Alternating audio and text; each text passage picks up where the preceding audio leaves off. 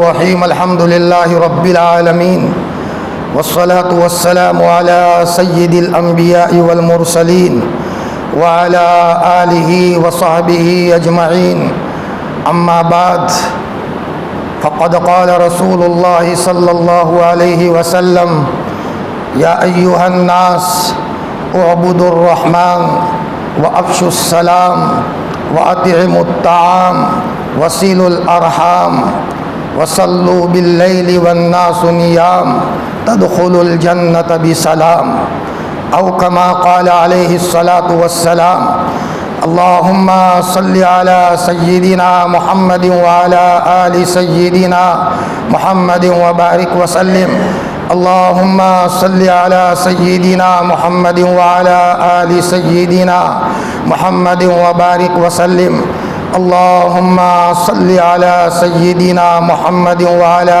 آل سيدنا محمد وبارك وسلم۔ بہت محبت کے قابل میرے عزیز دینی ایمانی بھائیو، مشکوٰۃ شریف کی یہ روایت ہے جو میں نے آپ کے سامنے پیش کی۔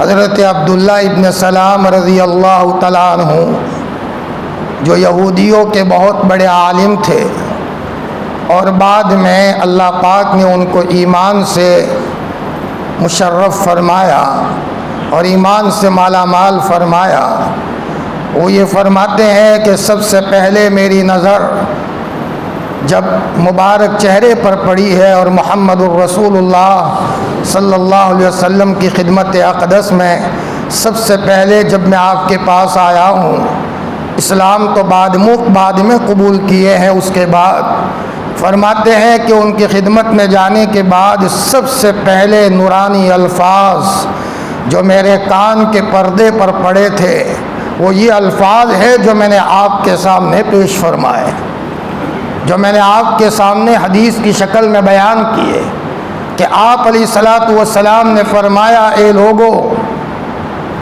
رحمان کی عبادت کیا کرو، اعبد الرحمن، جنت میں جانے کے بڑے مشتاق ہو، جنت میں جانا ہے، اس لیے کہ ہمارے بابا جنت میں تھے اور وہاں سے نکلے تھے، ہم سب کو جنت میں جانا ہے، اللہ پاک اپنے فضل سے ہم کو جنت کا داخلہ عطا فرمائے۔ لیکن کچھ چیزیں وہ ہے جو اپنی زندگی میں کر لو تو اللہ پاک اس کے نتیجے میں جنت کا داخلہ آسانی سے عطا فرما دیں گے۔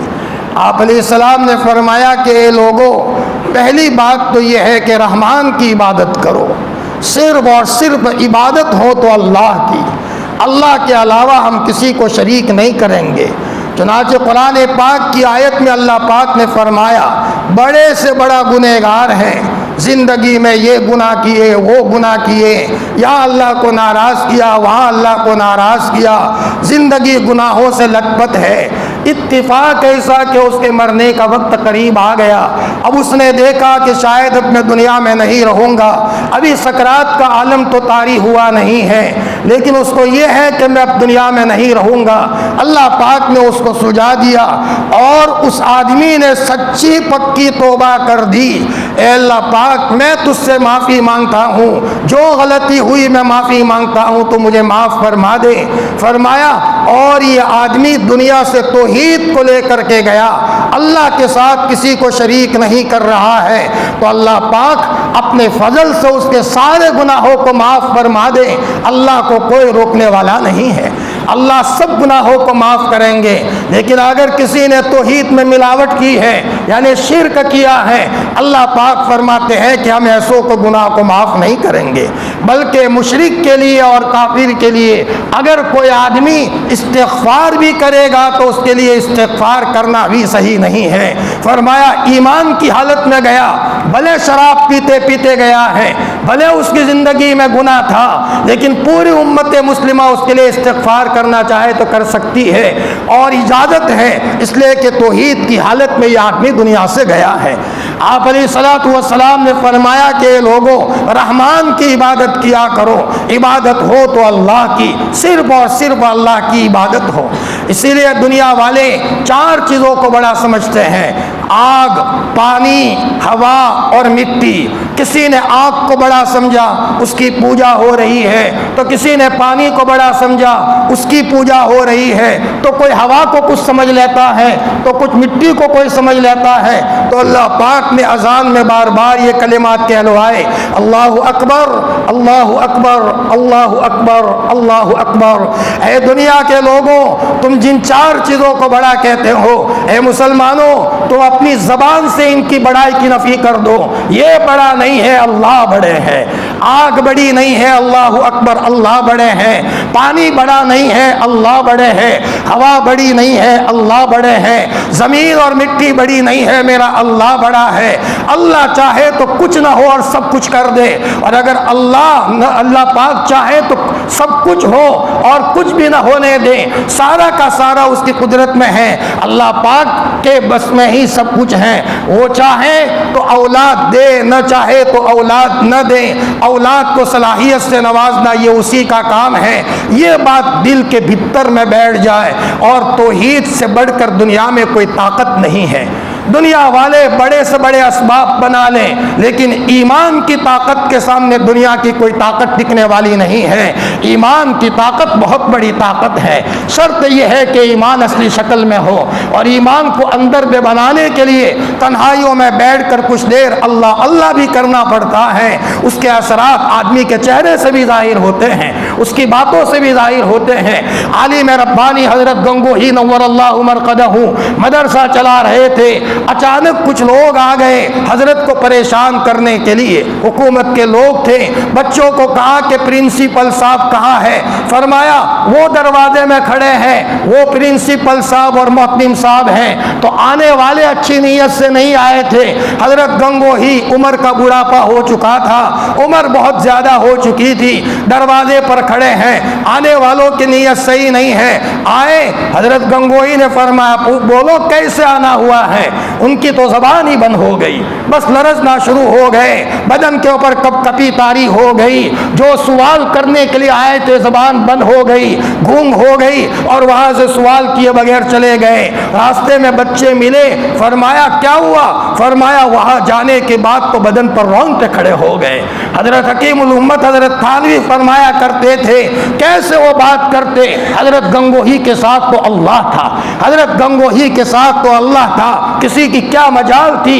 فرمایا یہ توحید کی طاقت تھی۔ محبوب نے ایسے ہی نہیں فرمایا، آپ کو پتا تھا میری امت کو باطل کا سامنا کرنا ہے، تو میری امت ذرا تھوڑی دیر بیٹھ کر اللہ کو یاد کر لیں، کلمے کا ورد کر لیں، لا الہ الا اللہ، لا الہ الا اللہ۔ فرمایا اس کے نتیجے میں باطل کا چھلکا ٹوٹے گا، اور اسی کے نتیجے میں دل میں اللہ کا نور بھر جائے گا۔ اب یہ جہاں جائے گا وہ ہوگا، اور اللہ کی مدد اس کے ساتھ شامل حال ہوگی۔ اللہ معی، میرا اللہ میرے ساتھ ہیں، ان معی ربی سیہدین، میرے ساتھ میرا رب ہے جو میری رہبری کرے گا۔ وہاں غار ہیرا میں حضرت تشریف فرما ہے، اور وہاں غار ثور میں اور حضرت صدیق اکبر رضی اللہ تعالیٰ عنہ بھی ہیں، اور وہاں تک دشمنوں کی رسائی ہو چکی ہے۔ اور قیافہ شناس جو پاؤں دیکھ کر بتانے والے لوگ تھے، بڑے سمجھدار ہوتے تھے اس زمانے میں، انہوں نے کہہ دیا یہ لوگ یہاں سے آگے نہیں گئے، گارنٹیڈ بات ہے، 100 میاں فی میاں، یعنی 100% یہ بات یہ لوگ یہاں ہیں۔ اب یہ پورا کا پورا عملہ وہاں غار ثور کے دہانے پر موجود ہے۔ حضرت صدیق اکبر بھی گھبرا رہے ہیں کہیں حضرت کو تکلیف نہ پہنچ جائے، لیکن حضرت کی زبان سے نکلا ہے لا تحزن ان اللہ معنا، ابو بکر غم مت کرو، ہمارے ساتھ اللہ ہے۔ فرمایا یہی توحید کی طاقت تھی، یہی اندر میں بسا ہوا تھا کہ کرنے والی ذات اللہ کی ہے، یہ معمولی بات نہیں ہے۔ حکیم الامت حضرت تھانوی نور اللہ مرقدہ فجر کے بعد ٹہلنے کے لیے جاتے تھے۔ آج تو ہمارے پاس ٹہلنا ہی نہیں رہا، ڈاکٹر نے کہا بیماری ہے تو دوائی لیتے رہو، لاؤ ٹہلنے سے بیماری ختم ہوتی ہے تو 1 گھنٹہ ذرا ورزش کر لیں۔ مسلمان کا بچہ اس کو تو سمجھتا ہی نہیں ہے۔ ہمارے اکابرین تفریح کیا کرتے تھے۔ ہم نے علامہ انظر شاہ کشمیری نور اللہ مرقدہ کو دیکھا ہے، باقاعدہ عصر کے بعد ورزش کیا کرتے تھے۔ اکابرین अकाबिरीन का ये हाल था। डॉक्टर ने कहा शुगर है, दवाई लेते रहो और घर में ही रहो, वर्जिश नहीं करना। ये कौन सी बात है? जब हमको कहा हमारा नबी आप अलैहिस्सलातु वस्सलाम जफाकशी वाला था, भूल गया हुजूर की सीरत को।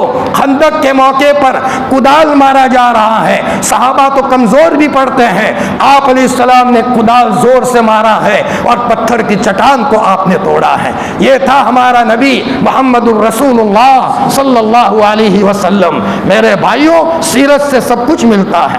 रहमान की इबादत किया करो, अल्लाह की इबादत किया करो, कहीं से शिर्क घुस न जाए।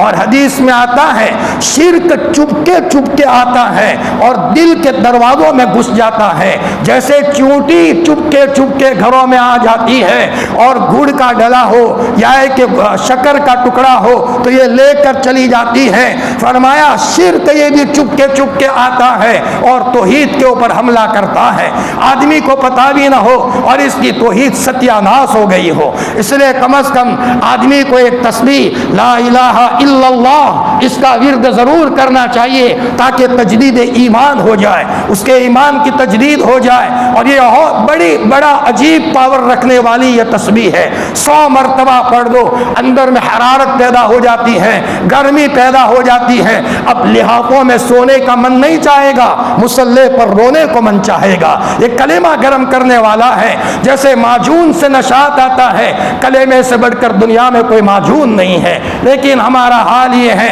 बस कभी महीने हो जाते हैं और एक तस्बीह पूरी नहीं होती। मेरे भाइयों, हमारे अकाबिरीन के कामयाब होने का राज तन्हाइयों में बैठकर अल्लाह का जिक्र करना था। हकीमुल उम्मत हज़रत थानवी नव्वरल्लाहु मरक़दहू वहाँ गश्त लगा रहे हैं। अचानक एक आदमी आपको मारने के लिए, जो देवबंदी मसलक से नहीं था, गुप्ती को छुपाकर अपने आस्तीन में लाया है कि इस मौके पर हमला करूं। ये देवबंदियों का बड़ा आलिम है, मसला ही खत्म हो जाए, न रहे बास और न बजे बांसुरी। अचानक किसी दरख्त के आड़ में से बाहर आया और उसके हाथ में हथियार था।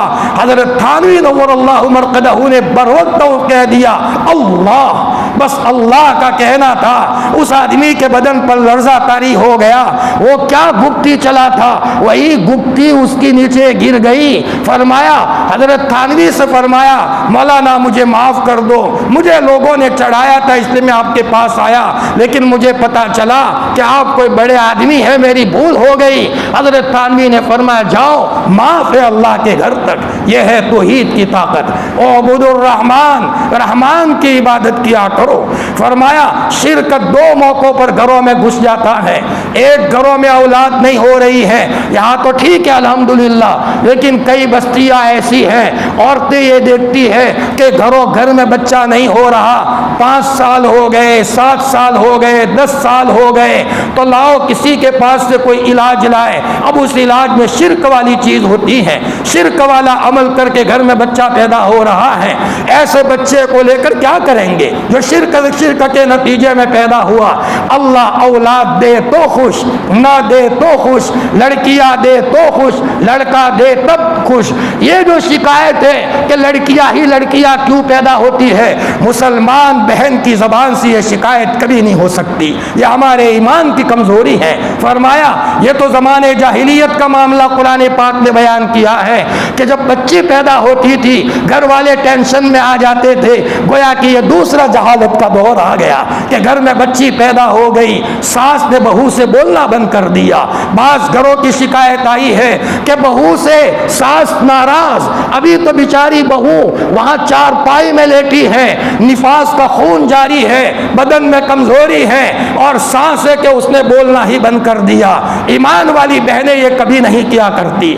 मेरे और आपके लाडले नबी हजरत नबी करीम सल्लल्लाहु अलैहि वसल्लम की 9 बीवियां थी, लेकिन आपकी औलाद बीवियों से कहाँ है? हजरत खदीजतुल कुबरा से औलाद हुई है और मारिया किप्तिया से औलाद हुई है। हजरत आयशा आपकी चहीती हैं। फरमाया एक मर्तबा हजरत आयशा ने फरमाया या रसूल अल्लाह, मेरी सहेलियों की गोद तो भर गई और इनके घरों में बच्चे हैं और मेरे पास तो कोई बच्चा नहीं है, मेरी क्या कुनियत रखूं? बच्चा हो तो उसकी तरफ نسبت کر کے میں کنیت رکھوں، عبداللہ یہ عبداللہ کی ماں ہے، اسما یہ اسما کی ماں ہے، یہ میری کنیت ہو، لیکن بچہ ہی نہیں ہے میرا تو کوئی۔ فرمایا حضور مجھے شرم آتی ہے، عرب میں اگر بچہ اور بچی نہ ہو اور کنیت کوئی نہ ہو تو وہ شرم محسوس کرتے تھے۔ تو آپ علیہ السلام نے فرمایا عائشہ اسما کا جو بچہ عبداللہ ہے وہ آپ کا ہی بچہ ہے، آپ عبداللہ کی خالہ لگتی ہو، تو یہ کہہ دو تم عبداللہ ہو۔ یہ کہہ کر کے آپ علیہ السلام نے تسلی دی۔ حضرت مفتی محمود صاحب رحمۃ اللہ علیہ گھر میں لڑکے نہیں تھے، لڑکیاں ہی تھی، لیکن اللہ کا بندہ کبھی زبان پر شکایت کا کلمہ نہیں۔ حضرت مولانا ابرار سفردوئی نور اللہ مرقدہ، لڑکیاں تھی اور گھر میں کوئی لڑکے نہیں، کوئی شکایت نہیں۔ میرے بھائیوں یہ سب بہانے ہیں، ایک مرتبہ پیٹ میں درد شروع ہو جائے تو نہ لڑکا نظر میں رہے گا نہ لڑکی نظر میں رہے گی، بس مجھے تو دواخانے لے چلو، پیٹ میں کچھ ہوا ہے۔ اب کہاں چلی گئی ساری شکایتیں؟ تندرستی اللہ نے دی ہے، قدر کرو۔ اللہ نے گھر میں لڑکی دی، رحمت ہے، قدر کرو گے، محبت سے دیکھو گے تو لڑکی کے نتیجے میں اللہ ایسا داماد دیں گے جو داماد ہمارا نام روشن کرے گا۔ اور شرک کے نتیجے میں اگر اللہ نے لڑکا بھی دیا، ایک گھر میں ایسی شکایت کرتے کرتے کوئی شرک والا عمل ہوا، 6-7 لڑکیوں کے بعد اللہ نے لڑکا دیا تو لڑکے کی زبان ہی نہیں، بولے ہی نہیں، کانوں سے سنے ہی نہیں۔ اب باپ اور ماں یہ کہنے لگے کہ لڑکا نہ ہوتا تو اچھا۔ تو پہلے ہی ظاہری بات ہے کہ جب اللہ تعالیٰ نہیں دینا چاہتے تھے تو حرف شکایت زبان پر کیوں لائے؟ فرمایا یہ توحید کے خلاف ہے۔ اللہ جس حال میں رکھے ہمیں اس حال پر راضی ہونا چاہیے۔ فرمایا ایک تو اولاد نہ ہونے کے موقع پر، یا ہے کہ کوئی لڑکیاں ہونے کے موقع پر شرک والی چیزوں گھروں میں گھس جاتی ہیں، ادھر ادھر سے علاج لے آئے، شرک گھس گیا، اللہ حفاظت فرمائے۔ ایمان والا بچہ اور ایمان والا بھائی فرمایا توحید کی حفاظت کرتا ہے۔ میں مر جاؤں کٹ جاؤں لیکن توحید کے خلاف عمل گھر میں نہ ہو، بھلے اگر تھوڑے گناہ ہو رہے ہیں، ادھر ادھر کی غفلتیں ہو رہی ہیں، اللہ اسے معاف کر دیں گے، لیکن توحید میں آنچ نہیں آنی چاہیے۔ عرب حضرات کو دیکھو، کتابیں تقسیم کرتے توحید کے بارے میں، بڑے سمجھدار ہیں کہ توحید میں آنچ نہیں آنی چاہیے، اللہ بڑے سے بڑا گناہ معاف کریں گے، لیکن توحید میں آنچ آئی تو اللہ تعالیٰ معاف نہیں فرمائیں گے۔ دوسرا، موت کے موقع پر کوئی بیمار ہو گیا، ادھر ادھر سے بیماری لگ گئی اور اس کے نتیجے میں کسی نے کہا یہ تو مولانا لوگوں کے عمل سے ٹھیک نہیں ہوگا، آپ کو ادھر ادھر کے کام کرنے پڑیں گے۔ اب یہ شرک گھروں میں گھس رہا ہے، اب نہ معلوم زندگی تو کتنی مقدر کی ہے، اب ایسے موقع پر شرک کیا جا رہا ہے تو اس کا اثر مرنے والے پر پڑتا ہے۔ سمجھداری کی بات یہ ہے کہ گھر والے یہ کہیں آپ صبر کر لیجئے، اللہ کی مدد آپ کے ساتھ ہے، جو قرآن کا عمل ہو وہ عمل کرتے رہیں، دعا کرتے رہیں تاکہ گھر کا آدمی دنیا سے جائے تو کسی قسم کا شرک گھر میں نہ گھسا ہو۔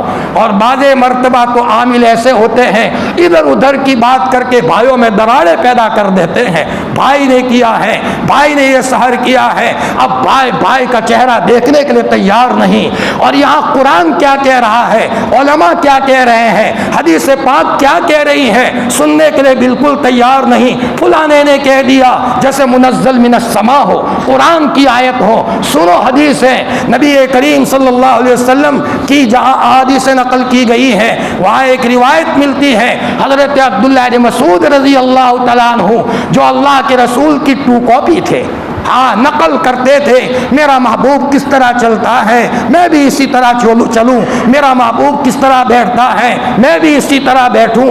اللہ کے رسول کی 2 کاپی تھے، زیروکس کاپی تھے۔ عبداللہ بن مسعود رضی اللہ عنہ گھر میں آئے تو بیوی کچھ چھپانے لگی تو حضرت عبداللہ نے فرمایا کیا چھپا رہی تھی تم، صاف صاف بتا دو۔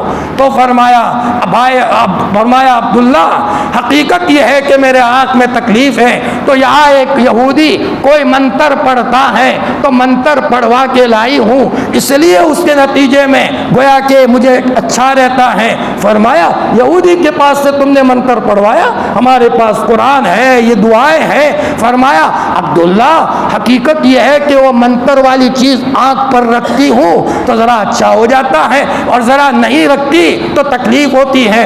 حضرت عبداللہ بن مسعود رضی اللہ تعالیٰ عنہ محمد الرسول اللہ صلی اللہ علیہ وسلم کی خدمت میں تشریف لے گئے۔ یا رسول اللہ، میں نے آج بیوی کا واقعہ دیکھا، کیا حقیقت ہے اس کی کہ وہ منتر والا دورہ آنکھ پر رکھے تو فرق پڑ جائے اور دورہ ہٹا دے تو تکلیف شروع ہو جائے؟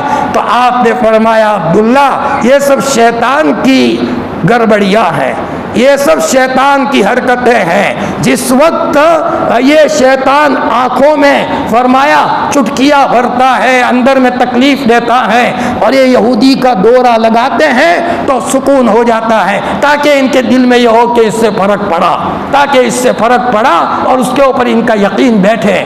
اور جب دورہ ہٹا دیتے ہیں پھر سے وہ شیطان یہ کرنا شروع کرتا ہے۔ فرمایا اس کے بجائے دوسری قرآن وغیرہ کی آیتیں پڑھنا شروع کریں۔ اللہ پاک نے اس میں یہ صفت رکھی ہے کہ اسی کے نتیجے میں ہمیشہ ہمیشہ کے لیے اللہ اس تکلیف کو ختم فرما دیں گے۔ فرمایا یہ واقعہ دور نبوی کا ہے، حضرت عبداللہ بن مسعود رضی اللہ تعالیٰ عنہ کے گھروں کا ہے۔ اچھے اچھے سمجھدار لوگوں کے گھروں کی بعض گاؤں کی یہ کارگزاریاں آئی ہیں۔ بھائی ہے، بھائی سے بولنے کو تیار نہیں ہے، اور بھائیوں میں دراڑ کرنے والا ایک وہ آدمی ہے جس کی زندگی میں اسلام بھی نہیں ہے۔ اس کی باتوں کو سنا، ہائے ہائے ہمارے چلے کہاں چلے گئے، ہمارے 4 مہینے کہاں چلے گئے۔ یہ آدمی تنہائی میں بیٹھ کر کہتا، اے اللہ، کرنے والی ذات تیری ہے، ہم کو تو حالات کا مقابلہ اخلاق سے کرنے کی ہدایت حضور نے فرمائی تھی۔ اب بھائی ہمیشہ کے لیے دور ہو گیا، بہن ہمیشہ کے لیے دور ہو گئی، اور آپس میں دراڑیں پڑ گئی۔ فرمایا اگر کیسا ہی کوئی کٹر کیوں نہ ہو، لیکن اگر ہم اخلاق سے پیش آئیں گے، ہدیہ اور تحفہ دیں گے، اگر کسی نے معمولی کوئی حرکت بھی کی ہے تو اس کے نتیجے میں وہ بھی پچھتانے پر مجبور ہوگا۔ ہمارے سامنے تو یہ اس کا حل ہے۔ فرمایا اعبد الرحمن، رحمان کی عبادت کیا کرو۔ اللہ کا کرم ہے میرے بھائیوں، اس سے بڑی ہمارے لیے خوشی کی کیا بات ہے؟ ہم مخلوق میں نہیں الجھے ہیں، ہم سیدھا خالق کے سامنے جھکنے آتے ہیں۔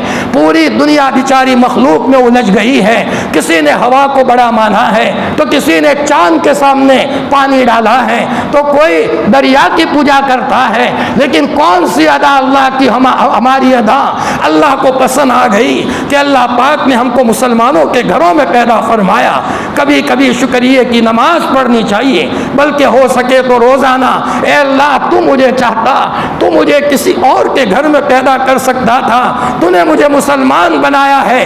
حضرت نوح کا بیٹا کنعان ہے، جلیل القدر پیغمبر ہے، لیکن کنعان فرمایا ایمان کی حالت میں نہیں ہے۔ حضرت نوح نے فرمایا نوح اپنے بیٹے کے لیے استغفار نہیں کر سکتے، وہ آپ کے گھر والوں میں سے نہیں ہے، ایمان کے بغیر دنیا سے گیا ہے۔ بیٹا کنعان ہے، باپ کا لگتے جگر ہوتا ہے، ایمان نہیں تھا، تو حضرت نوح کو بھی اللہ نے منع کر دیا کہ اپنے بیٹے کے لیے استغفار نہیں کر سکتے۔ نبی جی کو اللہ پاک نے فرمایا ابو طالب کا احسان اپنی جگہ پر ہے، آپ کے چچا تھے، آپ کو بہت اچھا رکھا تھا، لیکن نبی جی آپ استغفار نہیں کر سکتے، ایمان کی حالت میں نہیں۔ میرے بھائیوں، کون سی ادا اللہ کو پسند آ گئی؟ گنہگار صحیح ہے، لیکن مسجد میں آتے ہیں، اللہ کی عبادت کرتے ہیں، یہ اللہ کا بہت بڑا کرم ہے۔ جتنا اس کے اوپر شکریہ ادا کیا جائے اتنا کم ہے۔ فرمایا کبھی موقع ہو تو آدمی تنہائی میں بیٹھ کر 2 رکعت پڑھے، اللہ تو نے ہمیں ایمان دیا ہے، اے اللہ یہ تیرا شکر ہے، اللہم لک الحمد ولک الشکر۔ پہلی صفت بتائی رحمان کی عبادت کیا کرو، اللہ موت تک استقامت عطا فرمائے۔ اس سے پہلے ہم نے کہا تھا مسواک کی کثرت کرو، شیطان حملہ نہ کرے۔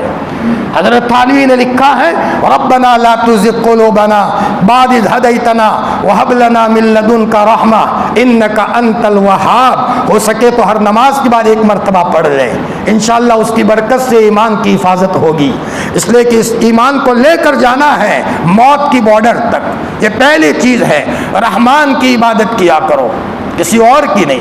محمد الرسول اللہ صلی اللہ علیہ وسلم ہمارے نبی ضرور ہیں، نبیوں کے سردار ہیں، لیکن مخلوق ہے۔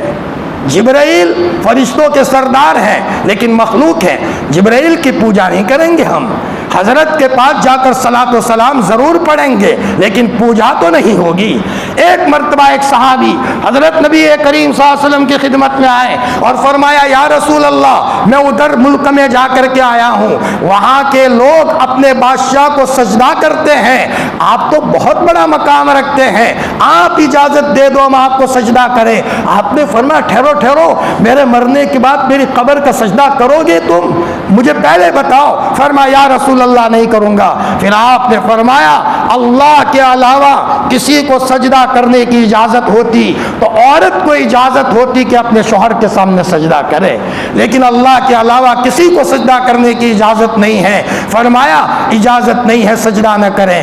تو ہمارے یہاں اس ملک میں شاہ عبداللہ آئے تھے، واجپئی جی کا دور تھا، شاہ عبداللہ آئے تھے سعودیہ سے، جن کا جو بادشاہ تھے سعودیہ کے، جب یہاں آئے تو ان کو یہاں کے بادشاہ سلامت اندرا جی کے قبر پر لے گئے تو یوں کہا کہ یہ چادر لے کر کے تم اندرا جی کی قبر پر چڑھاؤ۔ تو شاہ عبداللہ ہل گئے اور فرما کیا بات کرتے ہو، ہم لوگ تمہیں پتہ ہونا چاہیے ہم مدینۃ المنورہ میں رہتے ہیں، ہمارے لاڈلے نبی سوئے ہیں، وہاں نبیوں کے سردار ہیں، وہاں صلاۃ و سلام تو پڑھیں گے، ایسے بڑے نبی کی قبر پر جا کر بھی ہم چادر تو نہیں چڑھائیں گے۔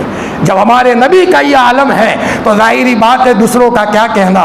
حضرت جبرائیل بھی نبیوں کے فرشتوں کے سردار ہیں لیکن وہ بھی اللہ کی اجازت کے بغیر ایک پر نہیں مار سکتے۔ ایک مرتبہ کفار مکہ نے آ کر اللہ کے رسول صلی اللہ علیہ وسلم سے 3 سوال کیے کہ اگر تم نبی برحق ہو تو بتاؤ وہ غار والے جو غار میں گئے تھے ان کا کیا واقعہ ہے، اور سکندر ذوالقرنین ان بادشاہ کا کیا واقعہ ہے، اور روح کی کیا چیز ہے، یسألونک عن الروح، ان 3 چیزوں کے بارے میں سوال کیا۔ اگر تم نبی برحق ہو تو بتا دو گے، تو آپ نے اتنا کہہ دیا کل بتا دوں گا، انشاءاللہ کہنا حضرت بھول گئے۔ حضرت محمد الرسول اللہ صلی اللہ علیہ وسلم انشاءاللہ کہنا بھول گئے۔ آپ یہ سمجھے کہ میں جبرائیل آئیں گے تو میں جبرائیل کو پوچھ لوں گا، لیکن 1 دن ہوا، 2 دن ہوئے، 3 دن ہوئے، 15 دن تک جبرائیل نہیں آئے۔ 15 دن کے بعد آئے، یہ آیت لے کر آئے لا تقولن لشیء انی فاعل ذلک غدا الا ان یشاء اللہ۔ نبی جی غلطی کی معافی مانگو، غلطی ہوئی آپ سے، آپ نے کیسے کہہ دیا کہ کل جواب دے دوں گا، انشاءاللہ کیوں نہیں کہا تھا؟ نبیوں کے سردار ہیں لیکن حضرت جبرائیل بھی آنا چاہتے ہیں لیکن اجازت نہیں اللہ کی طرف سے۔ میرے بھائیوں جب جبرائیل جیسا نہ آ سکتا ہو، نبی جیسوں کا یہ معاملہ ہو تو روٹی، زمین، دکان، کپڑا، بچہ، بچی، بیوی، ان کی کیا حیثیت ہے؟ خدا پاک کی قسم اللہ کے اشارے کے بغیر کوئی کچھ نہیں کر سکتا۔ فرمایا آدمی کے دل میں یہ بیٹھ جائے دکان پر بیٹھا ہوں میں اللہ کا غلام ہوں، منادی نے پکارا اللہ اکبر اللہ اکبر، سیدھا مسجد کی طرف۔ کہاں جا رہے ہو ابا جی؟ بیٹا اللہ نے بلا لیا ہے، میں اللہ کے دربار میں جا رہا ہوں۔ جیسے اگر ہم اپنے بچے کو بلائے بیٹا یا، اور اسی وقت ہمارے بچے کو اس کا دوست بلائے اور وہ بچہ دوست کے پاس چلے جائے، ہم کو کتنا غصہ آتا ہے، نادان تیرے باپ نے تیرے اوپر کتنی قربانی دی ہے، باپ کے بلانے پر نہیں آتا اور دوست کے پاس چلا جاتا ہے، ہمارے اللہ کو کتنی غیرت آتی ہوگی۔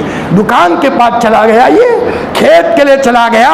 ایک محدث گزرے ہیں ابو داؤد شریف میں ان کی روایت ہے، وہ سونے چاندی کو کٹنے کا کام کرتے تھے، انہوں نے سونا کٹنے کے لیے ہتھوڑا اٹھایا، اللہ اکبر کی آواز آئی، محدثین کہتے ہیں جو ہی اذان کی آواز آتی تھی فوراً ہتھوڑا رکھ کر کے روانہ ہو جاتے تھے۔ یہ ہے عبدیت، یہ ہے بندہ اللہ کا، اور اسی کے نتیجے میں اللہ کی مدد آتی ہے۔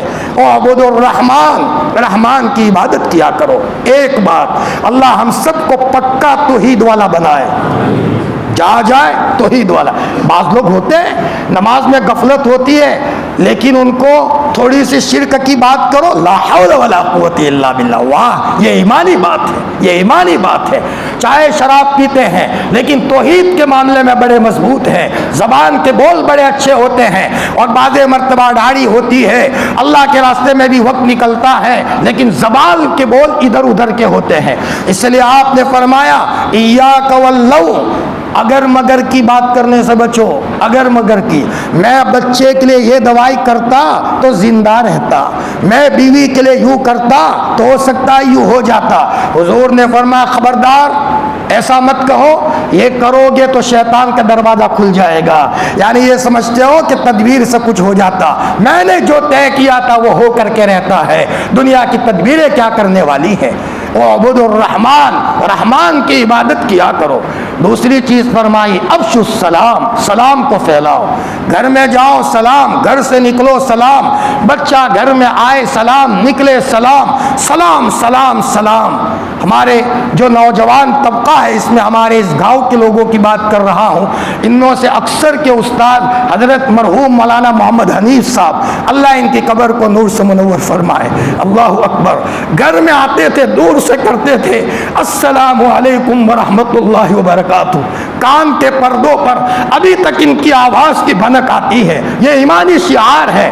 کیسا درد رکھنے والا آدمی تھا.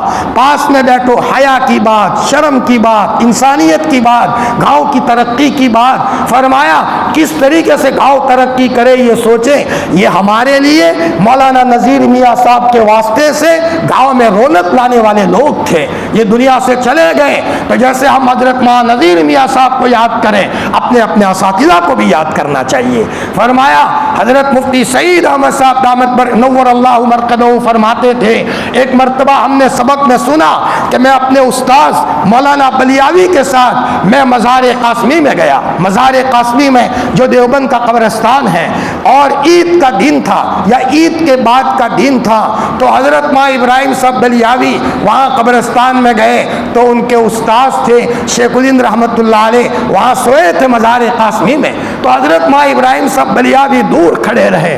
تو میں نے کہا حضرت قریب میں جاؤ, شیخ الہند کی قبر کے پاس قریب میں جاؤ. تو فرمایا سعید مجھے میرے استاذ کا رعب مانے بنتا ہے, مجھے میرے استاذ سے ڈر لگتا ہے, ادب مانے بنتا ہے پاس میں جانے سے. استاذ دنیا سے چلے گئے ہیں لیکن کیا احترام ہے. فرمایا جانے کے بعد بھی ان کی ایک ایک بات کا تصور ہے. حضرت امام ابو حنیفہ رحمۃ اللہ علیہ فرمایا کرتے تھے کہ مجھے کبھی یاد نہیں پڑتا کہ میں نے کسی نماز کے بعد اپنے اساتذہ کو یاد نہ کیا ہو اور اپنے ماں باپ کو یاد نہ کیا ہو. یہ ہے اپنے محسنین کی خیر خواہی, بلکہ سب مرنے والوں کی خیر خواہی ہونی چاہیے. مجمع میں مردوں میں سے کوئی طبقہ ایسا ہونا چاہیے جو ذخیرہ کرے, 70,000 مرتبہ لا الہ الا اللہ کا ذخیرہ اسٹاک میں رکھے. گاؤں کا کوئی آدمی گیا اور چپ کے کہے کہ اللہ میرا مرحوم بھائی میرے گاؤں کا گیا ہے, یہ ذخیرہ اسے دے دیتا ہوں. اللہ اکبر, اللہ کو یہ خیر خواہی کتنی پسند آئے گی. ہمارا ذخیرہ بھیجنا, اس کے قبر کے اندر میں اگر غلطی بھی ہوگی اللہ معاف کر دیں گے. بہنوں میں بھی کچھ عورتیں ایسی ہو, یہ بھی کرنے کے کچھ کام ہے, خیر خواہی کرنے کے کام ہے. ابا دنیا سے چلے گئے, ان کے لیے سبیل لگا دی, کہیں پانی کی ٹنکی لگا دی, مسافر پانی پئیں گے, اور نیت کرو کہ میرے ابا کے ایصال ثواب کے لیے ہے. یہاں جانے والے لوگ پانی پئیں گے, ابا کو قبر میں اچھا ہوگا, دادا کو قبر میں اچھا ہوگا. فرمایا یہ بھی ایصال ثواب کی کچھ شکلیں ہیں. افشوا السلام, سلام کو پھیلاؤ. فرمایا میں نے حضرت الاستاذ کے تعلق سے یہ بات فرمائی جو ہم سب کے استاد ہیں, پورے گاؤں کے استاد ہیں. غیرت کیسی تھی, کیا ایمانی نوعیت تھی, کبھی کیا سیکھنے ملا ہے. مولوی شفیع کا انتقال ہوا ہے, بھائی کا جنازہ پڑا ہے, ایک کمرے میں جا کر کے باپ کو تو غم ہونا ہی ہونا ہے. میں نے دیکھا آنکھیں لال لال ہے.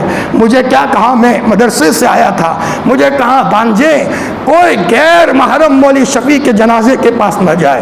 میں ان کے جملے کو دیکھوں، ایسے غم کے موقع پر کیا جملہ کہہ رہے ہیں کہ کوئی شریعت کے خلاف کام نہیں ہونا چاہیے، پیسے ہو نہ ہو، جب پنکوسے کا دن ہو تو یہاں سے پنکوسے میں چلے جانا، فکرے لے کر کے آنا، گاؤں میں فکرے دینا، یہ اسی کی رونق ہے۔ یہ گاؤں میں رونق ہماری وجہ سے نہیں ہے، ہمارے بڑوں کی وجہ سے۔ یہ ہمارے بڑے بیچارے قربانی دے کر گئے اور ان کو گاؤں کے لوگوں نے سپورٹ دیا، جا کر کے سب قبروں میں سوئے گئے ہیں۔ اپنے مرحومین کو اور پورے گاؤں کو کبھی نہیں بھولنا چاہیے۔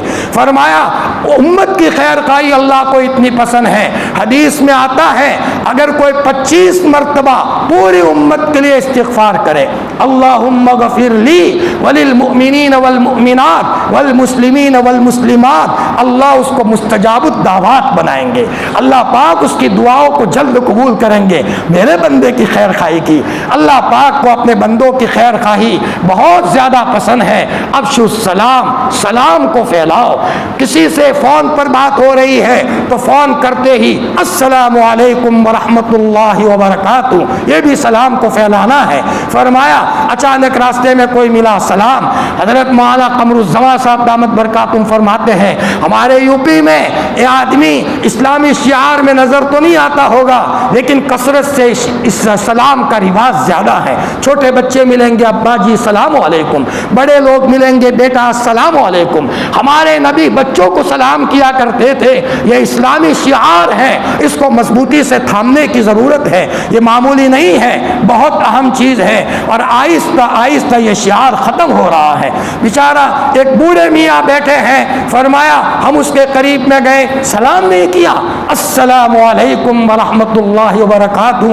عمر بوڑھی ہو گئی ہے، اسلام کی حالت میں بوڑھے ہوئے ہیں، سلامتی کی دعا دے دو، یہ بھی ایک ایمان کا شعار ہے۔ یہ نہیں شرارت کرتے کرتے گئے اور سلام نہیں کیا، سلام کو عام کرنے کی ضرورت ہے۔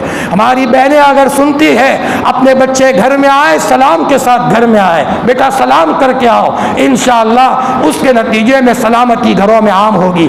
ہمارے مرحوم حضرت مفتی فاروق صاحب نور اللہ مرقدہ نے اسی کے اوپر تفصیلی مضمون بیان کیا تھا رتن پور میں جب پہلی مرتبہ تشریف لائے تھے۔ بہرحال سلام کو عام کیا جائے۔ تیسری چیز وَأَطْعِمُوا الطَّعَامَ، کھانا کھلاؤ، کثرت سے کھانا کھلاؤ، سخاوت عام کرو۔ مشکات شریف کی روایت ہے سخاوت جنت میں ایک درخت ہے، کوئی آدمی سخی ہوگا وہ درخت اس کا ہاتھ پکڑ دے گا، پہنچا دے گا جنت میں۔ اور بخل جہنم میں ایک دروازہ ہے، ایک درخت ہے، وہ درخت اس بخیل کا ہاتھ پکڑ لے گا، جہنم میں لے جائے گا۔ شیخ سعدی نے باقاعدہ سخاوت کے فضائل بیان کیے، سخاوت دسترخوان عام ہو۔ فرمایا حضرت نبی کریم صلی اللہ علیہ وسلم کی بہت بڑی سنت تھی سخاوت، آپ کھلاتے تھے۔ یہ سنتیں ہمارے یہاں سے ترک ہو گئی۔ اس سے پہلے ہم نے کہا تھا چاشت کے موقع پر سریت بنتا تھا اور کڑھائی لائی جاتی تھی، دسترخوان بچھتا تھا اور صحابہ دسترخوان پر سب جمع ہوتے تھے، کھانا پک رہا، کھانا کھلایا جا رہا ہے۔ جی یہ عمومی معاملہ تھا، اس لیے حاتم طائی نے کہا عرب کے بدو سے بدو آدمی مجھ سے زیادہ سخی ہے۔ عربوں کی سخاوت تو بہت زیادہ مشہور ہے، میری تو کوئی حیثیت نہیں، عرب کا دیہاتی سے دیہاتی آدمی مجھ سے زیادہ سخی ہے۔ عربوں کی سخاوت، حرم میں جا کر دیکھ لو، ایک ماں اتنا بڑا تھرمس لے کر کے اپنے بچوں کے ساتھ آئے گی یا باپ آئے گا، جی قہوہ تقسیم کرو، کھجوریں تقسیم کرو، طواف کرنے والوں کو چھوٹے چھوٹے بچے ماں کھڑی کر دے گی، بیٹا کھجور دو، بیٹا کھجور دو، کھجوریں دی جا رہی ہے۔ بڑے سمجھدار لوگ ہیں، اور بعض لوگ تو بڑے سیانے ہوتے ہیں، سمجھدار، ایسا کام کر کے بہت آگے نکل جاتے ہیں، اور کئی غفلتیں ہوتی ہیں، لیکن یہ سخاوت کا عمل اللہ کو اتنا پسند ہے کہ سخاوت کا عمل کر کے بہت آگے نکل جاتے ہیں۔ فرمایا بہت بڑے بڑے عابدوں سے آگے نکل جاتے ہیں، اور کئی نوافل پڑھنے والوں سے آگے، دسترخوان بچھا کر لوگوں کو کھلا کر بہت آگے نکل جاتے ہیں۔ صرف دعوت ولیمے میں نہیں ہوتی، 7 قسم کی دعوتیں صاحب مجمع البحار نے نقل کی ہے۔ لیکن 7 دعوتوں کا تذکرہ نہیں کروں گا. بعض دعوتیں جائز ہوتی ہے لیکن لوگ اس کو ضروری سمجھ لیتے ہیں، اس لیے سب باتیں بیان نہیں کی جاتی، بات چھپائی جاتی ہے، بعض باتیں چھپائی جاتی ہے. بعض دعو ایسے ہوتے ہیں جو علماء اپنے پاس چھپا کر کے رکھتے، سب کو نہیں کہتے، اگر کہے تو خطرہ ہو جائے. تو ایک دعوت حضرت نبی کریم صلی اللہ علیہ وسلم سفر سے آتے تھے کرتے تھے. سفر سے آئے، آپ نے اونٹ ذبح کیا، صحاباؤں کو بلا کر آپ کھلا رہے ہیں. اللہ اکبر. سفر سے آئے، صحیح سالم آئے ہیں، مکان بن گیا، اللہ نے مکان بنوایا ہے، اس کی خوشی کے موقع پر بھی گویا کہ دعوت کرنا ثابت ہے. صاحب مجموع البحار نے اس کو نقل کیا ہے. شادی ہو گئی، ولیمہ ہے، اس موقع پر بھی دعوت سنت ہے، وہ تو سب کو پتہ ہے کہ اس موقع پر بھی گویا کہ دعوت کی جائے. اللہ نے گھر میں بچہ دیا، بچہ پیدا ہوا، اس کی خوشی میں دعوت ہو رہی ہے، محلے کو کھلایا جا رہا، میرا اللہ نے دیا ہے، لال اللہ نے دیا ہے، خوشی میں باپ کھلا رہا ہے. تو یہ بدعت نہیں ہے، یہ بھی ثابت ہے، خوشی میں گویا کہ کھلا رہا ہے. حضرت مفتی فاروق صاحب نور اللہ مرقدہ نے فرمایا اتم الطعام، اگر کھانا نہیں کھلا سکتے چائے پلاؤ، چائے پلاؤ. ایک وقت تھا مسلمانوں کے لنگر لگتے تھے. حضرت خواجہ نظام الدین اولیاء رحمۃ اللہ علیہ دہلی کے اندر میں دسترخوان لگتا تھا، سب آئے اور نظام الدین کے دسترخوان پر کھائے. حضرت خواجہ معین الدین چشتی رحمۃ اللہ علیہ جہاں جاتے تھے ڈیرا ڈالتے تھے. جیسے علی گڑھ میں آئے قافلے کے ساتھ آتے تھے، اس ایک درخت کے نیچے ڈیرا ڈالا، ان کا عملہ ہوتا تھا پکاؤ کھانا، پورے علی گڑھ والوں کو بلا لو کہ ہمارے دسترخوان پر کھانا کھائیں گے، کیا مسلم کیا غیر مسلم سب کھائیں گے. ایک مرتبہ حضرت نے بلایا، سب آ گئے، حضرت ایک صاحب نہیں آئے. کون؟ گندگی صاف کرنے والا، جو اس گاؤں کا گندگی صاف کرنے والا ہے. فرمایا بلا لو کہ معین الدین آپ کو بلا رہا ہے. اس نے کہا میں کیسے آؤں، کپڑے میرے گندے ہیں، میں گندا آدمی ہوں. حضرت خواجہ معین الدین چشتی صاحب سے فرمایا گیا، فرمایا ان کو کہہ دو میرے بھائی اگر تم نہیں آؤ گے ہم کھانا نہیں کھائیں گے.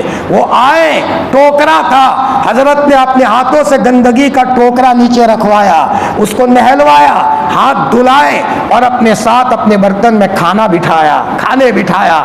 اسی کے نتیجے میں اسلام کی ہوائیں دنیا میں پھیلی ہے. یہ اخلاق عام تھا.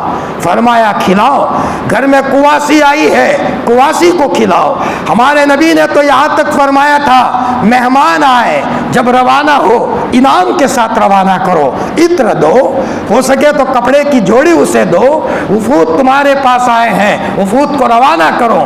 ہمارے یہاں ایک کمی ہے، گھر میں سب بنتا ہے، مہمان کھانا نہیں بنتا. یہ ہماری بہت بڑی کمی ہے.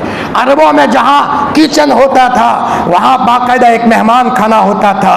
3 دن مہمان آئے، اللہ کے رسول صلی اللہ علیہ وسلم نے تو یہاں تک فرمایا ایک دن مہمان کو پرتکلف کھانا کھلاؤ، پرتکلف کھانا کھلاؤ، اچھی سے اچھی آئٹمیں بناؤ. بھلے پھر 2 دن کے اندر میں جو 2 دن بچے اس کے اندر میں تم جو کھاتے ہو وہ کھلاؤ. اور پھر آپ نے یہاں تک فرمایا جب روانہ ہو تو ایک دن لمبے سفر سے آئے ہیں توشہ دے کر کے روانہ کرو. اور آپ نے دنیا سے جاتے جاتے نصیحت کی تھی عزیز الوفود، تمہارے پاس آنے والے وفود کو انعامات کے ساتھ روانہ فرمانا. اسلام ایسے ہی نہیں پھیلا، آپ نے بڑوں بڑوں کے دربار میں انعام بھیجا ہے، آپ نے قیمتی سے قیمتی جوڑے بھیجے ہیں. فرمایا یہ بھی ایک چیز ہے اتم الطعام، لوگوں کو کھانا کھلاؤ. ہمارے اکابرین کے یہاں کھانا کھلانے کا ایک مستقل معمول تھا.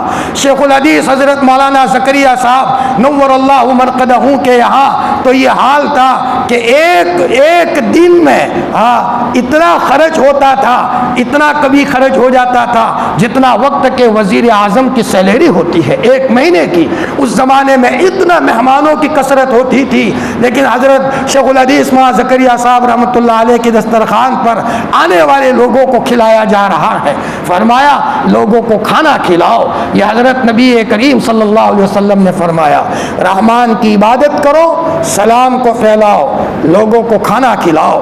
عبداللہ ابن مبارک رحمۃ اللہ علیہ 50 बाई 50 का सहन था, इनके घर के सहन था, बस 24 घंटे खिलाने का निज़ाम जारी रहता था। आए और अब्दुल्ला के दस्तरखान पर खाना खाए। अब्दुल्ला इब्न मुबारक को पता था कि इसी के नतीजे में अल्लाह का ताल्लुक मिलेगा। ये हज़रत नबी करीम सल्लल्लाहु अलैहि वसल्लम सिखा करके गए हैं। ओ अब्दुर रहमान, रहमान की इबादत किया करो। फरमाया अफ़शुस सलाम, सलाम को फैलाया करो। अतिमुत्ताम, लोगों को खाना खिलाया करो। साल में 1-2 मरतबा सारे भाइयों को बुला लिया, बहनों को बुला दिया, कुवासी आई उनको भी बुलाया, शाही दस्तरखान सजाया जा रहा है। बाहर तो पार्टियां होती हैं, भाइयों से तो मिलना नहीं, बाहर तो बड़े खुश। मेरे भाइयों, मोहब्बत की इब्तिदा घरों से होती है, मोहब्बत की इब्तिदा घरों से होती है। अतिमुत्ताम, और घर में खर्च करेंगे डबल सवाब मिलेगा, सदके का भी मिलेगा और सिला रहमी का भी मिलेगा। एक मर्तबा हज़रत नबी करीम सल्लल्लाहु अलैहि वसल्लम का मस्तूरात में बयान हुआ। कभी कभी आपने ईद के दिन भी मस्तूरात में बयान किया है। चुनाचे आपने फरमाया सदका करो, सदका करो, और औरतों में तो सदके का शौक शुरू से है। हुजूर तरगीब दे रहे थे मर्दों को, औरतें पीछे बैठी थी, तो औरतों ने कानों की तरफ इशारा किया, हजरत यहाँ किसी को भेजो, हम देवे, हम देने के लिए तैयार हैं जेवरात। चुनाचे आपने बिलाल को कहा जाओ बिलाल, हजरत बिलाल गए, औरतों ने जेवरात का ढेर कर दिया। आज भी कहीं भी चंदा होता है, अलीगढ़ में हो, रतनपुर में हो, खैरोज में हो, कहीं भी हो, मर्दों के मुकाबले में हमारी बहनें आगे निकल जाती हैं। बहनों के जज्बात हैं और ये सीरत से साबित है, शुरू से चला आ रहा है। फरमाया आप अलैहिस्सलातु वस्सलाम ने एक मर्तबा मस्तूरात में बयान किया सदका करो। हज़रत अब्दुल्ला इब्न मसूद की पोजीशन कमज़ोर थी।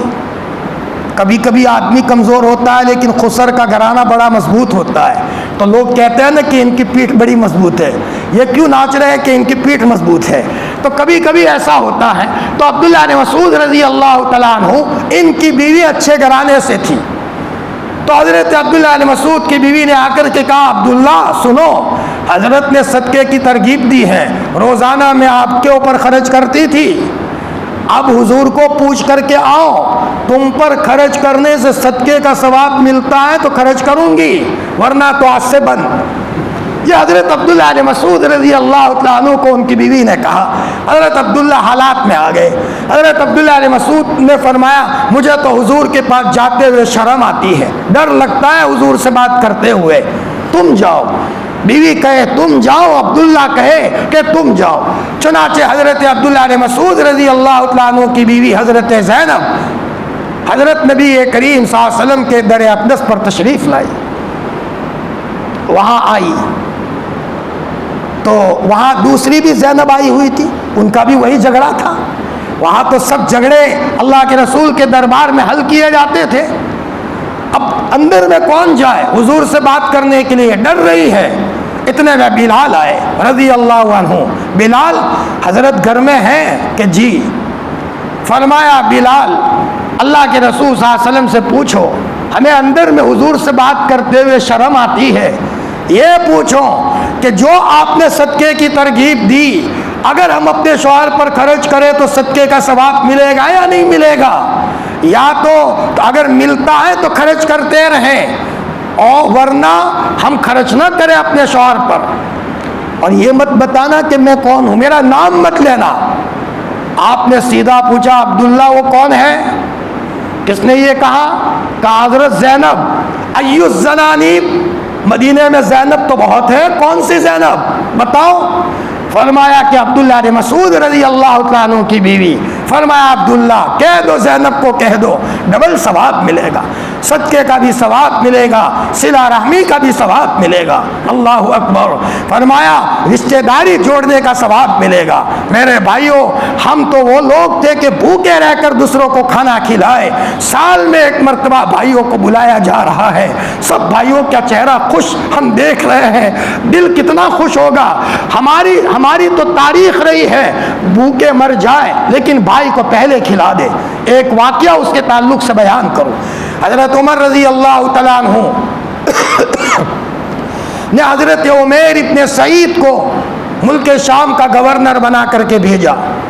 ملک شام ہریالہ ملک تھا، 1 سال تک کوئی خبر نہیں آئی، عمیر ابن سعید نے کوئی لیٹر کوئی خط نہیں لکھا۔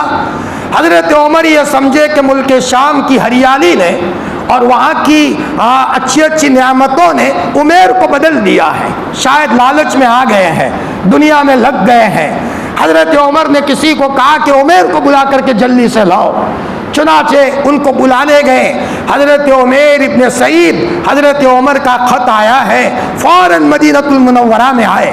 مسجد نبوی میں ایک ستون سے ٹیک لگا کر پیدل آئے تھے، سواری بھی نہیں تھی۔ فرمایا وقت کے بادشاہ تھے لیکن سادگی تو دیکھو۔ حضرت عمر نماز پڑھا کر باہر آئے، حضرت عمیر ملے، علیک سلیک ہوا، سلام، آپس میں سلام جواب ہوا، سینے سے لگایا۔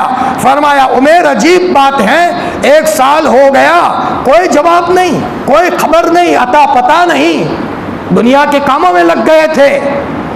فرمایا عمر مسلمانوں کے مسائل نے، لوگوں کے مسائل نے مجھے گھیر لیا تھا، کتنی دنیا جمع کی ہے۔ فرمایا کان پکڑ کے لاتا ہوں۔ ایک جولا تھا، جولا کھینچ کر کے لائے۔ فرمایا عمر یہ میری دنیا ہے۔ اندر سے لوٹا نکلا، مسواک نکلی اور چمڑے کا مسلح نکلا۔ حضرت عمر کی آنکھوں میں سے آنسو آ گئے۔ فرمایا عمیر معاف فرمانا۔ فرمایا عمیر 1 سال کے لیے پھر سے میں تم کو ملک شام کا گورنر بناتا ہوں، تمہارا جیسا زاہد آدمی میں کہاں سے لاؤں گا۔ فرمایا عمر اللہ کے واسطے معاف کر دو، میں نے ایک آدمی کو کوڑا مار دیا تھا اور مجھے یہ ہوا ہے کہ شاید ظلم ہو گیا ہے، میں بہت رویا ہوں لیکن ابھی دل مطمئن نہیں ہے، خدا نے پوچھ لیا تو جواب کیا دوں گا، تو تم نے مجھے وہاں کا گورنر بنایا اس لیے ظلم ہوا ہے اور تم نے مجھے پھنسا دیا، اب آگے مجھے نہیں بننا۔ حضرت عمر نے فرمایا ٹھیک ہے عمر مجھے جانے دو، میری فیملی ہے، میں فیملی کے پاس جاؤں۔ مدینہ کے اطراف میں کہیں ان کا مکان تھا۔ 1 سال کے بعد آئے تھے، عمیر گھر گئے۔ حضرت عمر رضی اللہ تعالیٰ عنہ نے غالباً حضرت حارث کو بلایا، حارث ہی آؤ، یہ پیسے لے لو، چپکے سے اپنے پاس رکھنا، کہنا مت، اور تم مہمان بن کر کے جاؤ، لیکن چپکے نگرانی کرنا حضرت عمیر کی کہ کہیں ملک شام سے چپکے کوئی آئٹمیں بھیجی ہے، دنیا جمع کی ہے یا نہیں کی ہے، اگر جمع کی ہو تو کان پکڑ کے سیدھا اسی وقت مدینہ میں لے آنا، اور اگر گھر میں فاقہ ہو، قلاشی ہو، چولہا نہ جلتا ہو، فرمایا تم کو 3 دن میں پتہ چل جائے گا، یہ پیسے ان کو ہدیہ دے دینا۔ حضرت حارث گئے اور جا کر کے کہا السلام علیکم۔ عمیر نے پوچھا حارث کیوں آئے؟ کہ مدینہ سے آیا ہوں۔ عمر خیریت میں ہے؟ کہ جی خیریت میں۔ فرمایا بھائی عمیر مہمان بننا ہے آپ کا۔ فرمایا سر آنکھوں پر، میرے گھر میں آپ مہمان ہو۔ 1 دن جھو کی روٹی کھلائی، دوسرے دن جھو کی روٹی کھلائی، تیسرے دن جھو کی روٹی کھلائی، 3 دن مکمل ہوئے۔ پھر فرمایا بھائی حارث اللہ کے واسطے مجھے معاف کر دو، اب میں تم کو مہمان نوازی نہیں کر سکتا۔ فرمایا کیوں؟ فرمایا بھائی حارث ہمارے گھر میں ایک ہی جھو کی روٹی بنتی ہے، میں، میری بیوی، میرے بچے ایک روٹی کا ٹکڑا نوالا روزانہ کھا لیتے ہیں، لیکن جب سے تم آئے ہو بیوی کو کہاں صبر کر لو مہمان آئے ہیں، بچوں کو کہا بیٹا صبر کر لو مہمان آئے ہیں، مہمانوں کو کھلانا ہماری شان ہے، بیٹا صبر کر لو۔ 3 دن سے بچے بھوکے ہیں، بیوی بھوکی ہے۔ حارث اب بچوں نے کہہ دیا ابا بھوک برداشت نہیں ہوتی، بیوی نے کہہ دیا اب بھوک برداشت نہیں ہوتی۔ جب یہ جملہ کہا حضرت حارث نے فوراً اپنے جیب سے پیسہ نکالا جو عمر نے دیا تھا۔ فرمایا یہ آپ کو عمر نے ہدیہ کیا ہے۔ فرمایا لے کر کیا کروں، مرنا ہے، خدا کو جواب دینا ہے۔ فرمایا عمر نے دیا ہے۔ فرمایا میرے پاس رکھنے کا برتن نہیں ہے، کہاں رکھوں؟ پیسے دو گے تو رکھنے کے لیے کوئی جگہ بھی نہیں ہے، کہاں رکھوں؟ گھر میں سے پردے کی آڑ میں بیوی نے کہا عمیر اللہ کا واسطہ لے لو، گھر میں ضرورت ہے، لے لو۔ اور بیوی نے اپنا دامن پھاڑ دیا، اپنے کرتے کا دامن پھاڑ دیا اور پھاڑ کر کے پھینکا پردے کی آڑ میں، ہم اس کے اندر میں پوٹلی باندھ کر کے رکھیں گے، ضرورت پڑنے پر استعمال کریں گے۔ جب یہ بات کہی لے تو لیے، لیکن حضرت عمیر کو چین نہیں آیا، حارث کو کہا میں ابھی آتا ہوں، وہی پوٹلی لی اور تھوڑی دیر کے بعد واپس آئے، پیسے بالکل نہیں تھے۔ حارث نے پوچھا کہاں گئے تھے عمیر؟ فرمایا میرے محلے میں بیوائے ہیں، میرے محلے میں یتیم ہیں، بیواؤں کے ہوتے ہوئے عمیر پیسوں کو رکھ کر گھر میں کیا کرے گا؟ یہ فرمایا حضرت عمر کو کارگزاری پہنچی، ابھی تھوڑا دن ہوا کہ حضرت عمیر کا انتقال ہو گیا، جنازہ آیا ہے، جنت البقیع میں تدفین ہوئی ہے، حضرت عمر ایک کونے میں بیٹھ کر رو رہے ہیں، ہچکیاں لے رہے ہیں۔ کسی نے پوچھا عمر کیوں رو رہے ہو؟ فرمایا کیا بتاؤں، عمیر جیسا آدمی کہاں سے لاؤں؟ عمیر جیسے لوگ میرے پاس آئے، کسی کو یمن کا گورنر بناؤ، کسی کو ملک شام کا گورنر بناؤ، دنیا کی ہوا ان کو نہیں لگی تھی۔ میرے بھائیوں، ہم تو بھوکے رہ کر دوسروں کو کھلانے والے لوگ تھے، لیکن آج معاملہ نند آئی تو بھابھی محبت سے بولنے کو تیار نہیں ہے۔ فرمایا یہ حالات ہو گئے ہمارے گھروں کے، کھانا پکانا پڑے نند کے لیے تو بھابھی کو بوجھ پڑتا ہے۔ بھابھی کو کیا پتا نند کے دل کی دعائیں نکلے گی اور نند کے بچے دعا دیں گے تو کل بھابھی کے گھر میں اللہ اللہ کا ولی پیدا کرے گا۔ دعاؤں کے نتیجے میں ہوتا ہے، لیکن بھابھی کو میرے پاس وقت نہیں ہے، بلکہ نند کو سنا دیا۔ نند بیچاری آئی تھی، باہر سے آئی تھی، لیکن بھابھی کو تو بس میں اور میرا گھر، میں پتھر کو بس صفائی کرتی رہوں، چولہے کی صفائی کرتی رہوں، اسٹوم کی صفائی کرتی رہوں، میرے پاس پکانے کا وقت نہیں ہے۔ ارے کیا پتا جن کو ملا ہے کھلانے سے ملا ہے، جنہوں نے کھلایا ہے ان کے گھروں میں کون پیدا ہوا ہے۔ فرمایا آج گھروں میں یہ بخل کا سلسلہ عام ہو گیا، پکانے میں سب سست ہو گئے، کون پکائے؟ ہماری مستورات کا عمومی طور پر یہ حال ہو گیا ہے۔ میرے بھائیوں، شیخ الحدیث مولانا زکریا صاحب رحمۃ اللہ علیہ فرماتے تھے الحمدللہ میں نے میری بچیوں کی ایسی مشق کروائی ہے، مہمان آ جائے 10 منٹ ہوتے ہوتے گرم گرم کھانا اور روٹی دسترخوان پر آ جائیں گے۔ ایک مرتبہ حضرت مدنی اچانک پہنچ گئے، شیخ الاسلام مولانا مدنی، تو حضرت شیخ نے فرمایا حضرت آپ نے کچھ کہا نہیں کہ رائے پور جا رہا تھا، دل میں آیا جاتے جاتے آپ کی زیارت کرتے جاؤ۔ فرمایا ٹھہرو حضرت، 10 منٹ ہوتے ہوتے گوشت پک گیا، روٹی آ گئی۔ تو حضرت مدنی نے فرمایا مولانا زکریا صاحب آپ کو پتہ چل گیا تھا؟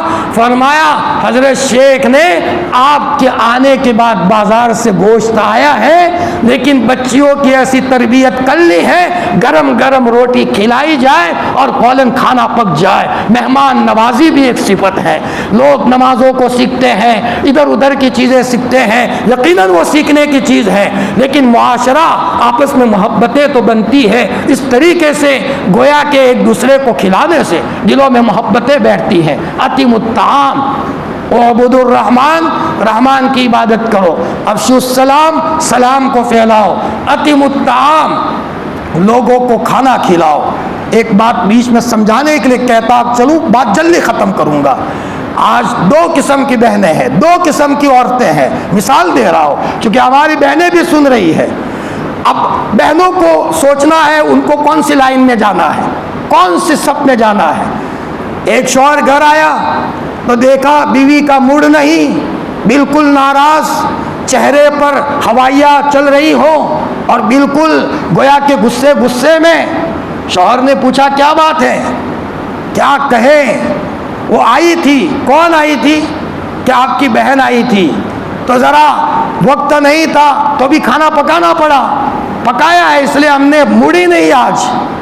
فرمایا اور کچھ نہیں تھا تو ہم نے سیدھا سادہ زبردستی ان کو کھلا کر کے روانہ کر دیا۔ اللہ اکبر۔ شوہر کہے گا یہ کیسی بیوی ملی ہے، میری بہن آئی تھی اور میری بہن کو اس طرح ناراض کر کے بھیجا۔ شوہر بولے تو کچھ نہیں، لیکن اس کے دل کے اندر میں کیسی آواز آئے گی۔ فرمایا اور کیسا دل میں روئے گا وہ، اور کہے گا کہ کیسی کپوت عورت مجھے ملی ہے جس نے میری بہن کو اچھے انداز میں نہیں رکھا۔ اور دوسرا شوہر آیا گھر، عورت بہت موڈ میں تھی، بہت خوش تھی۔ شوہر نے پوچھا کیوں بہت موڈ میں ہو؟ فرمایا میرے سرتاج بہن آئی تھی۔ بہن کہتی تھی جانا، میں نے کہا بہن کہاں جاؤ گے، دور سے آئے ہو، دال نہیں گوشت پکاؤ میں تمہارے لیے۔ میرے شوہر میں گوشت پکایا ہے بہن کے لیے اور میں نے سب کو کھلایا پاس میں بیٹھ کر، اور دیکھو میرے شوہر وہ کپڑے کی جوڑی بھی تھی میں نے بہن کو دیا ہے، اور بہن کا بچہ تھا تو وہ کپڑا تھا وہ بھی دیا ہے، بڑا بھانجا تھا اس کو میں نے عطر بھی دیا ہے۔ یہ دوسرے والا شوہر کہے گا میری رفیق حیات اللہ تجھ کو جنت کی عورتوں کی سردار بنائے، تو نے میرا کلیجہ خوش کر دیا، میری بہن خوش اللہ خوش۔ فرمایا اب عورتیں اپنے اعتبار سے سوچ لے ان کو کون سی لائن میں جانا ہے۔ فرمایا ایک شوہر گھر آیا، عورت کا موڈ نہیں ہے، کیا بات ہے موڈ نہیں ہے، ناراض ہو، وہ بڈھی عورت آئی تھی تمہاری ماں آئی تھی، وقت نہیں تھا تو مجھے کہا کھانا کھلاؤ، تو وقت نہیں تھا تب بھی کھلانا پڑا۔ اب شوہر تنہائی میں بیٹھ کر گرم گرم آنسو بہائے، اے اللہ میں تو میری ماں سے بولتا ہوں تو ناراض مت ہونا، یہ کپوت بیوی ہے اس کی حرکت ہے، لیکن میں تو میری ماں کو اچھا رکھتا ہوں تو ناراض مت ہونا۔ دوسرا شوہر آیا، بہت عورت موڈ میں تھی، فرما بہت موڈ میں ہو، اماں آئی تھی ماں آئی تھی، تو میں نے کہا اماں کہاں جاؤ گے؟ میں نے اماں کو بٹھایا اور دال پکی تھی تو الگ سے میں نے ان کے لیے گوشت پکایا، پاس میں بیٹھ کر میں نے امی کو کھلایا۔ فرمایا اور وہ جوڑی کپڑا تھا وہ بھی روانہ کیا۔ دو شوہروں میں رات دن کا فرق ہے، پہلے والا شوہر وقت سے پہلے بوڑھا ہو جائے گا اور دوسرا شوہر جوانی ہوتا جائے گا۔ پہلے والا شوہر جہاں جائے گا اچھے گھرانوں کو دیکھ کر روتا رہے گا میری بھی اچھی بیوی ہوتی، اور دوسرے والا شوہر جگہ جگہ کہے گا جنت کی حوروں کی سردارن دیکھنی ہو تو اللہ نے میرے گھر میں دے رکھی ہے۔ میرے بھائیوں اطعموا الطعام، لوگوں کو کھانا کھلاؤ، بخل کے بجائے سخاوت کو عام کریں۔ ایک تو کچھ ہم بخیل تھے، ہمارے اندر میں بخل تھا، اور پھر بیوی بھی بخل لے کر کے آئی تو ذرا ایک اندھیرا کہاں کم تھا تو دو اندھیرے جمع ہو گئے جی۔ کچھ تو فیشن کا تصدق اور کچھ کرم حجام کا، رفتہ رفتہ میری صورت ان کی صورت ہو گئی، دونوں ایک جیسے جمع ہو گئے، اب سب پریشان۔ فرمایا اطعموا الطعام سے حضور نے سبق سکھایا، کھانا کھلاؤ۔ یہ تفصیلی مضمون ہے، بات لمبی ہو جائے گی، میں یہیں پر اپنی بات کو روکتا ہوں، ہو سکتا ہے کہ کل میں اس موضوع کو تھوڑا سمیٹ لوں۔ حضرت نبی کریم صلی اللہ علیہ وسلم نے فرمایا او عبود الرحمن، رحمان کی عبادت کیا کرو۔ دوسری بات آپ نے فرمائی افشوا السلام، سلام کو پھیلاؤ۔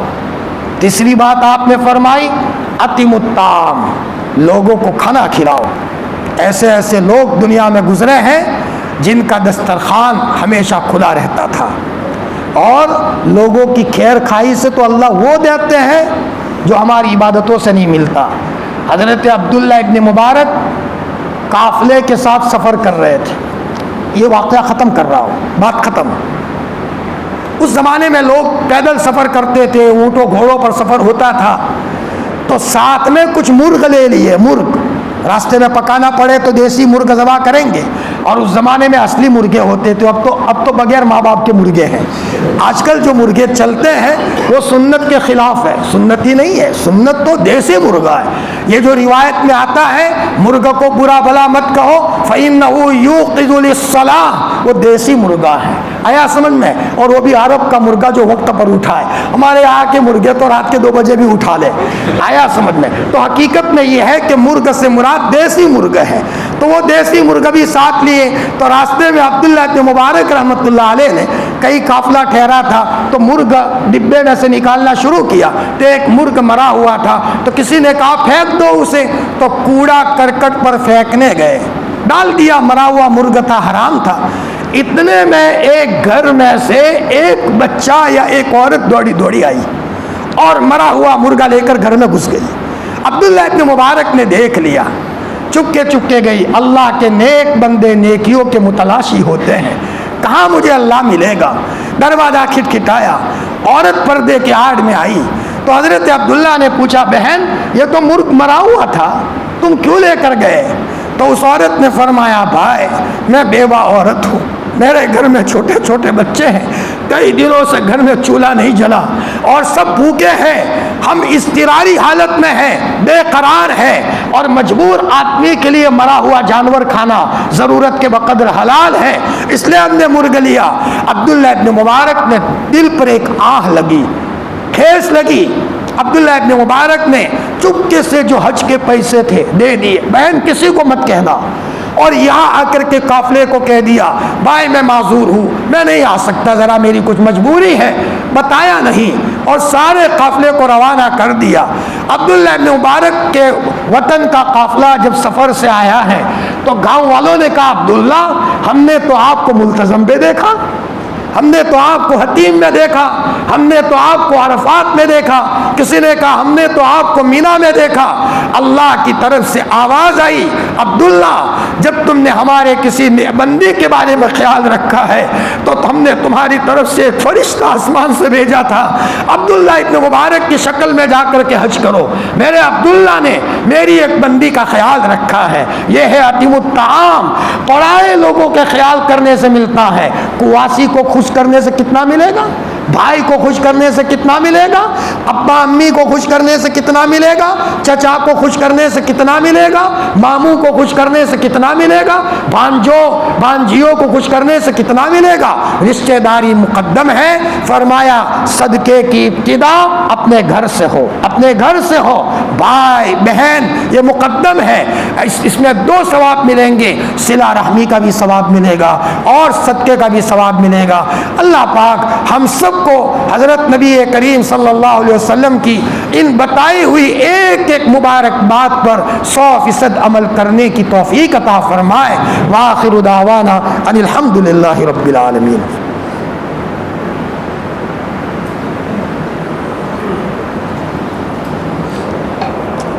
یا رب لک الحمد کما ینبغی لجلال وجہک وعظیم سلطانک۔ سبحان اللہ وبحمدہ عدد خلقہ ورضا نفسہ وزنۃ عرشہ ومداد کلماتہ۔ سبوح قدوس ربنا ورب الملائکۃ والروح۔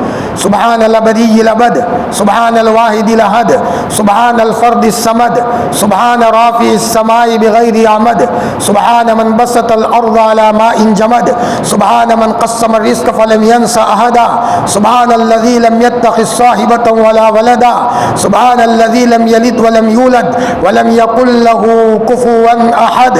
سبحان اللہ وبحمدہ، سبحان اللہ العظیم، سبحان اللہ العظیم وبحمدہ۔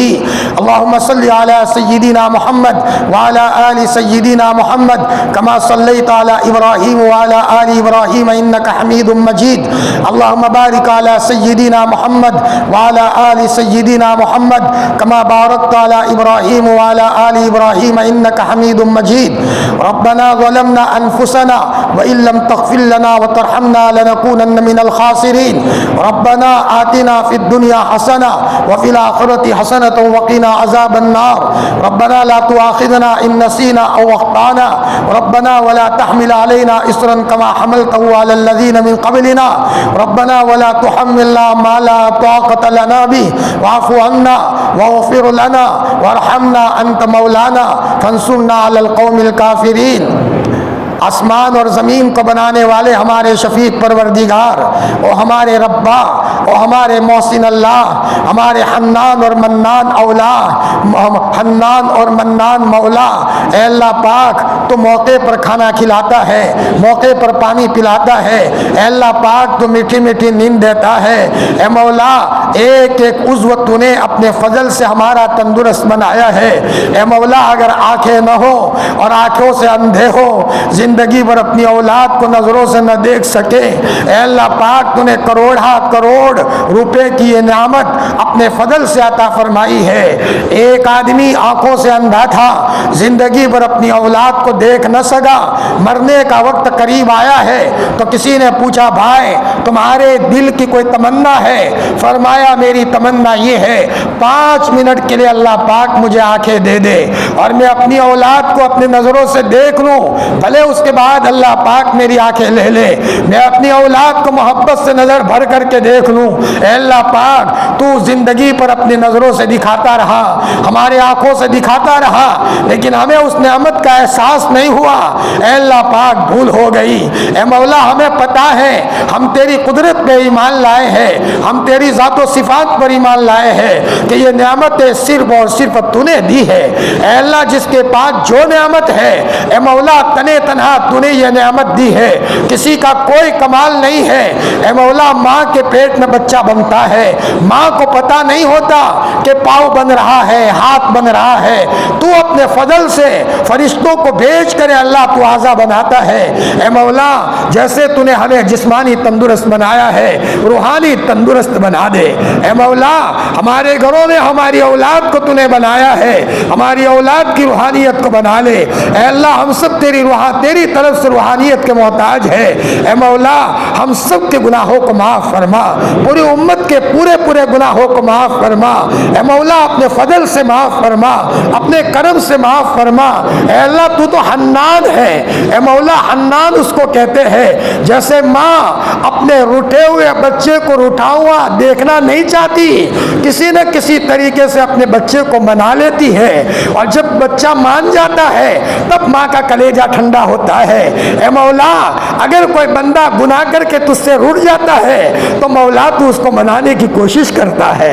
اے مولا تو حنان اور منان ہے، تیری شان حنانیت کا واسطہ اے مولا تو ہم سب کو معاف فرما دے۔ روایت میں آتا ہے کہ اللہ پاک اپنے عرش پر جلوہ افروز ہوں گے اور یا حنان یا منان کی آواز آئے گی۔ اللہ پاک جبرائیل کو کہیں گے جبرائیل یا حنان منان کی آواز آ رہی ہے، جہنم میں سے آ رہی ہے، سنو دیکھو کہاں سے آ رہی ہے۔ جبرائیل جائیں گے مالک کو کہیں گے جو جہنم کے داروغہ ہے، مالک جہنم میں دیکھو کہیں سے حنان منان کی آواز آتی ہے، لیکن مالک سنیں گے کوئی آواز محسوس نہیں ہوگی۔ حضرت جبرائیل جا کر کے سنائیں گے یا اللہ کوئی آواز نہیں آ رہی ہے، تو آپ جبرائیل کو اللہ پاک جبرائیل کو کہیں گے جبرائیل میرے عرش سے کان لگا دو، وہ کان لگائیں گے تو ہلکی ہلکی آواز آئے گی یا حنان یا منان۔ اب جبرائیل کو اللہ فرمائیں گے مالک کو کہو کہیں پاتال میں سے آواز آ رہی ہے، جہنم کے پاتال میں سے آواز آ رہی ہے۔ مالک جا کر کے دیکھیں گے تو جہنم کے نیچے کے پاتال میں ایک ایمان والا بندہ کسی گناہ کے نتیجے میں پاتال میں تھا اور جلتے جلتے انگارہ ہو گیا تھا، لیکن اسی حالت میں کہہ رہا ہے یا حنان یا منان۔ اللہ پاک فرمائیں گے فرشتوں نکالو میرے بندے کو، مجھے بلا رہا ہے اور مجھے پکار رہا ہے۔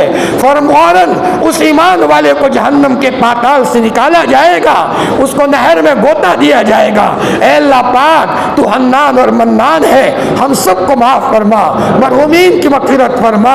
اے مولا سارے ایمان والوں کی مغفرت فرما، جو جہاں کہیں بھی ہے ان کے گناہوں کو معاف فرما، ہمارے ماں باپ کو معاف فرما، اے اللہ جوانوں کو معاف فرما، بوڑھوں کو معاف فرما۔